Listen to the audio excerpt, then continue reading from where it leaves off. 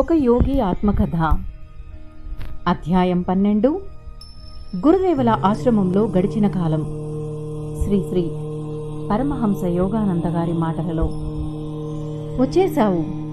Balcony ఉన్న గదిలో నేల మీద పులి చర్మం మీద కూర్చున్న శ్రీ యుక్తేశ్వర్ గారు నన్ను పలకరించారు. ఆయన కంఠస్వరం ముక్తసరిగా ఉంది. ఆయన తీరు భావోద్రేకరహితంగా ఉంది. అవును గురుదేవా, మిమ్మల్ని అనుసరించడానికి వచ్చాను. మోకరిల్లి ఆయన పాదాలు ముట్టుకున్నాను. అదెలా సాధ్యం? నా కోరికల్ని నువ్వు ఉపేక్షిస్తావు. ఇక ముందు అలా జరగదు గురూజీ. మీ కోరికే నాకు శాసనం. బాగుంది. అలా అయితే నీ జీవితానికి బాధ్యత వహించగలను. మనస్ఫూర్తిగా ఆ భారం మీ మీదే పెడుతున్నాను గురుదేవా. అయితే నా మొదటి కోరికగా నువ్వు మీ వాళ్ల దగ్గరికి తిరిగి వెళ్ళు. నువ్వు కలకత్తాలో కాలేజీలో చేరి చదువు కొనసాగించాలని నేను కోరుతున్నాను. మంచిది గురుదేవా. నా గాబరాన్ని మరుగుపరిచాను. నా మొండి పుస్తకాలు ఏళ్ల తరబడి నన్ను వెంబడిస్తూనే ఉంటాయా? మొదట్లో నాన్నగారు, ఇప్పుడు యుక్తేశ్వర్ గారు. ఎప్పుడో ఒకనాడు నువ్వు పడమటి దేశాలకు వెళతావు. అపరిచితుడైన హిందూ బోధకుడికి విశ్వవిద్యాలయం పట్టం ఒకటి ఉన్నట్లయితే అక్కడి ప్రజలు భారతదేశపు సనాతన విజ్ఞానాన్ని ఆకళించుకోవడానికి మరింత సుముఖంగా ఉంటారు. ఈ విషయం మీకే బాగా తెలుసు గురూజీ. నా విచారం తొలగిపోయింది. పడమటి దేశాల గురించి ఆయన చేసిన ప్రస్తావన నాకు గజిబిజిగా, ఊహకు అందకుండా ఉంది. కాని అణుకువగా ఉండి గురువుగారిని సంతోషపెట్టడం నాకు చాలా ముఖ్యమైన తక్షణ కర్తవ్యం. దగ్గరగా కలకత్తాలో ఉంటావు. నీకు సమయం చిక్కినప్పుడు ఇక్కడికి వస్తూ ఉండు. వీలుంటే ప్రతిరోజూ వస్తాను స్వామి. నా జీవితంలో ప్రతి ఒక్క విషయంలోనూ మీ అధికారాన్ని కృతజ్ఞతతో అంగీకరిస్తాను. కాని ఒక్క షరతు. చెప్పు. దైవ సాక్షాత్కారం కలిగిస్తానని మీరు నాకు మాట ఇవ్వాలి. ఆ తరువాత 1 గంట సేపు వాగ్యుద్ధం జరిగింది. గురువుగారు ఇచ్చిన మాట బోటు కాకూడదు. అదంత తేలిగ్గా ఇచ్చేది కాదు. ఇలాంటి వాగ్దానంలో నిస్తారమైన ఆధ్యాత్మిక మార్గాల్ని ఆవిష్కరిస్తానన్న గూఢార్థం ఇమిడి ఉంటుంది. ఏ గురువైనా సృష్టికర్తను సాక్షాత్కరించమని అడిగేటట్టయితే అంతకుముందు అతడు ఆయనతో అంత చనువు ఏర్పరచుకుని ఉండాలి. శ్రీ యుక్తేశ్వర్ గారికి భగవంతుడితో ఉన్న తదాత్మ్యాన్ని నేను పసిగట్టాను. ఆయన శిష్యుడిగా ఈ లాభం కోసం పట్టుబట్టాలని నిశ్చయించుకుని ఉన్నాను. బలవంతంగా రాబట్టుకునే స్వభావం నీది. ఆ తరువాత దయతో కూడిన తుదిమాటగా గురువుగారి సమ్మతి వచ్చింది. నీ కోరికే నా కోరిక కానివ్వు. నా హృదయం మీద జీవిత పర్యంతం కమ్ముకుని ఉన్న మబ్బును తొలగించి ఉన్నట్టయింది. ఇహపరాల్లో ఒక దారి తెన్ను లేకుండా నేను చేస్తున్న అన్వేషణ అంతటితో అయిపోయింది. ఇప్పుడు నాకు ఒక సద్గురువు సన్నిధిలో శాశ్వతమైన ఆశ్రయం దొరికింది. రా, ఆశ్రమం చూపిస్తాను నీకు. గురుదేవులు వ్యాఘ్రాసనం మించి లేచారు. చుట్టుపక్కల పరకాయిస్తూ ఒక గోడ మీద మల్లెపూల దండ వేసిన పటం ఒకటి చూశాను. లాహిరి మహాశైలు ఆశ్చర్యపోయి అన్నాను. లాహిరి మహాశైలు ఆశ్చర్యపోయి అన్నాను. అవును, నా గురుదేవులు. శ్రీ యుక్తేశ్వర్ గారి గొంతులో భక్తిభావం ఉట్టిపడింది. మనిషిగాను యోగిగానూ ఆయన చాలా గొప్పవారు. నేను చేసిన జీవిత పరిశీలనల పరిధిలోకి వచ్చిన గురువులందరిలోకి ఆయన మహనీయులు.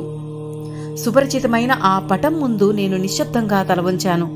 పసితనంలోనే నన్ను దీవించి ఈ క్షణం వరకు నన్ను ముందుకు నడిపిస్తూ వచ్చిన ఆ అద్వితీయ పరమ గురుదేవులకు నా ఆత్మ జోహార్లు అర్పించింది.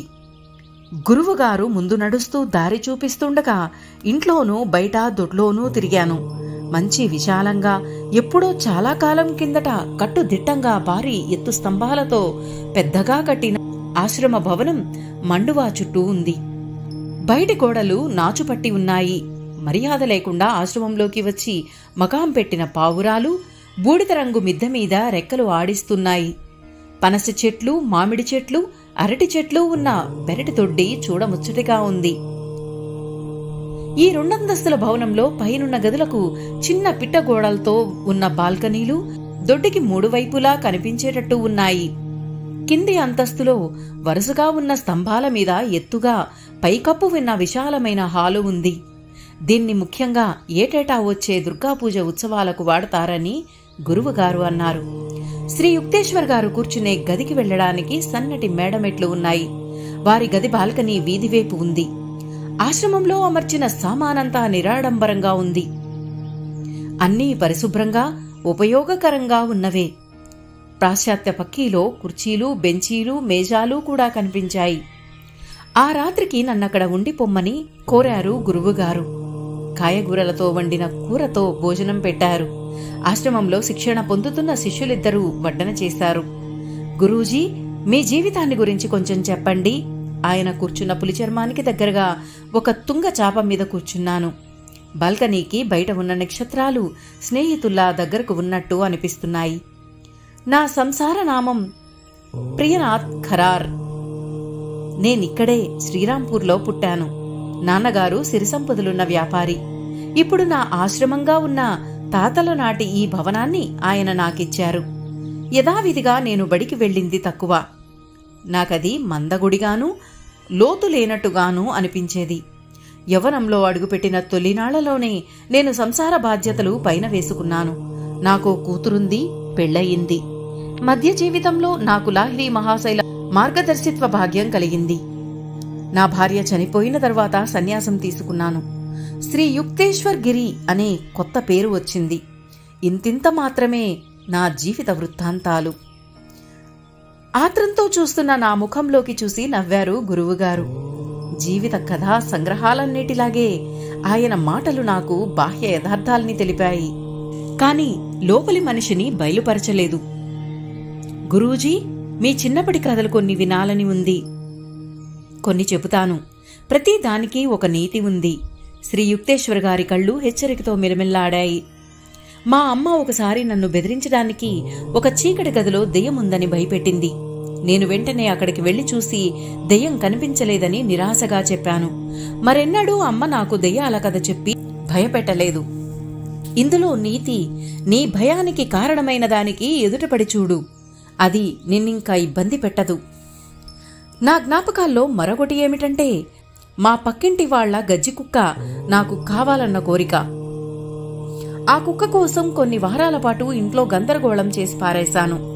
అంతకన్నా కంటికి ఇంపుగా ఉండే కుక్కల్ని ఇస్తామన్నా నేను వినిపించుకోలేదు. ఇందులో నీతి, మోహం మనుషుల్ని గుడ్డివాళ్లని చేస్తుంది. మనం కోరుకునే వస్తువు చుట్టూ అది ఊహాకల్పితమైన అందమైన ఆకర్షణ ఒకటి ఏర్పరుస్తుంది. మూడో కథ, కుర్రవాడి మనస్సు మలచడానికి ఎలా వీలుగా ఉంటుందో తెలిపేది. మాట వరుసకు మా అమ్మ చేసిన వ్యాఖ్య ఒకటి విన్నాను. ఒకడి కింద నౌకరికి కుదిరినవాడు బానిస అని. ఆ సంగతి నా మనసులో ఎంత గాఢంగా నాటుకుందంటే, నాకు పెళ్లయిన తర్వాత కూడా ఉద్యోగాలన్నింటినీ నిరాకరించాను. కుటుంబానికి ఉన్న డబ్బు భూమి మీద పెట్టుబడి పెట్టి ఖర్చులు గడుపుకునేవాణ్ణి. ఇందులో నీతి, మంచివి ప్రోత్సాహకరాలైన సూచనలు పిల్లల సూక్ష్మగ్రహణ శక్తిగల చెవులకు ఎక్కేటట్టు చేయాలి. వాళ్లకు చిన్నప్పుడు ఏర్పడే అభిప్రాయాలు లోతుగా నాటుకుని చాలా కాలం ఉంటాయి. గురుదేవులు ప్రశాంత మౌనంలో నిమగ్నులయ్యారు. దాదాపు నడిరాత్రి వేళ నన్నొక సన్నటి మంచం దగ్గరికి తీసుకెళ్లారు. గురుదేవుల ఆశ్రమంలో ఆ మొట్టమొదటి రాత్రి నాకు గాఢంగా మధురంగా నిద్రపట్టింది. మర్నాడు పొద్దున్నే నాకు క్రియాయోగ దీక్ష ప్రసాదించడానికి శ్రీ యుక్తేశ్వర్ గారు నిశ్చయించారు. అంతకు పూర్వమే నేను లాహిరి మహాశైల శిష్యులిద్దరి దగ్గర క్రియాయోగ దీక్ష పొందాను. వారిలో ఒకరు మా నాన్నగారు, రెండవ వారు నాకు సంస్కృతం నేర్పిన స్వామి కేవలానంద గారు. అయితే గురుదేవులకు పరివర్తక శక్తి ఉంది. వారి స్పర్శతోనే లెక్కలేనన్ని సూర్యబింబాలు కళ్ళు మిరుమిట్లు గొలుపుతూ ఉక్కుమ్మడిగా జాజ్వల్యమానమవుతున్నట్టుగా ఒకానొక మహాతేజస్సు నా మీద ప్రసరించింది. అనిర్వచనీయమైన ఆనందపు వెల్లువ ఒకటి నా హృదయాన్ని నింపేసి అంతరాంతరాల్లోకి వ్యాపించింది. ఆశ్రమం విడిచిపెట్టి వెళ్లడానికి నన్ను నేను సిద్ధం చేసుకునేసరికి నాటి మధ్యాహ్నం దాటిపోయింది. నువ్వు 30 రోజులలో తిరిగి వెళతావు. నేను కలకత్తాలో మా ఇంటి గుమ్మంలో అడుగు పెడుతూ ఉండగా గురుదేవులు జోస్యం ఫలించిన సంగతి మనస్సులో మెదిలింది. ఆకాశంలో ఎగిరే పక్షి మళ్లీ గూటికి చేరడం గురించి మా చుట్టాలు సూటిపోటి మాటలంటారేమోనని నేను భయపడ్డాను. కాని అటువంటిదేమీ జరగలేదు. నేను నా అటక మీదకి ఎక్కి ఒక సజీవ వ్యక్తిని చూస్తున్నట్లుగా ఆప్యాయంగా చూసుకున్నాను. నా ధ్యానాలకు, నా కన్నీళ్లకు, నా సాధనలో నాకు ఎదురైన తుఫానులకు సాక్షివే నువ్వే. ఇప్పుడు నేను గురుదేవులు అనే ఓడరేవుకు చేరుకున్నాను. బాబూ, మనకు ఉభయతారకంగా జరిగిన దానికి సంతోషంగా ఉంది. ప్రశాంతమైన సాయం సంధ్యవేళ నేను నాన్నగారు కలిసి కూర్చున్నాం. ఒకప్పుడు నేను మా గురుదేవుల్ని అత్యద్భుతంగా దర్శించినట్టుగానే నువ్వు మీ గురువుగారిని దర్శించావు. లాహిర్ మహాశైల పవిత్ర హస్తం మన జీవితాల్ని కాపాడుతుంది.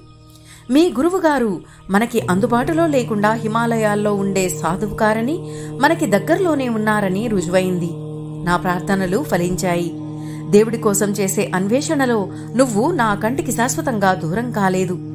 నేను మళ్లీ చదువు కొనసాగిస్తానని నాన్నగారు సంతోషించారు. దానికి తగిన ఏర్పాట్లు చేశారాయన. ఆ మర్నాడు నేను కలకత్తాలో ఉన్న స్కాటిష్ చర్చ్ కాలేజ్లో ప్రవేశించాను. నెలలకు నెలలు సంతోషదాయకంగా వడివడిగా గడిచిపోయాయి. నేను కాలేజీ తరగతి గదుల్లో బొత్తిగా కనిపించి ఉండనని సూక్ష్మగ్రాహకులైన పాఠకులు ఈ పాటికి అనుమానించి ఉంటారనడంలో సందేహం లేదు.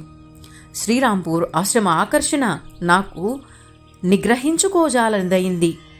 నేను నిరంతరం అక్కడే ఉంటున్నందుకు గురుదేవులు ఏమీ వ్యాఖ్య చేయకుండా నా ఉనికిని అంగీకరించారు. ఆయన విద్యాలయాల గురించి ప్రస్తావించడం స్వకృత కావడం వల్ల నా మనస్సు తేలికపడింది. నేను విద్వాంసుడిగా తయారవ్వడానికి మలిచిన వాణ్ణి కానన్న సంగతి స్పష్టమే అయినప్పటికీ సమయానుగుణంగా కనీసపు పాస్ మార్కులు తెచ్చుకోగలుగుతూ ఉండేవాణ్ణి. ఒక్కసారి శ్రీ శ్రీ పరమహంస యోగానంద గారిని మనస్ఫూర్తిగా మనసులో తలుచుకుందాం. ఈ వీడియో కనుక మీకు నచ్చినట్లయితే ప్లీజ్ లైక్ చేయండి, షేర్ చేయండి. సబ్స్క్రైబ్ చేయని వారు ప్లీజ్ సబ్స్క్రైబ్ చేయండి. అండ్ పక్కనే ఉన్న బెల్ ఐకాన్ ప్రెస్ చేయండి. అలాగే ఆల్ అనే సింబల్ని సెలెక్ట్ చేయండి.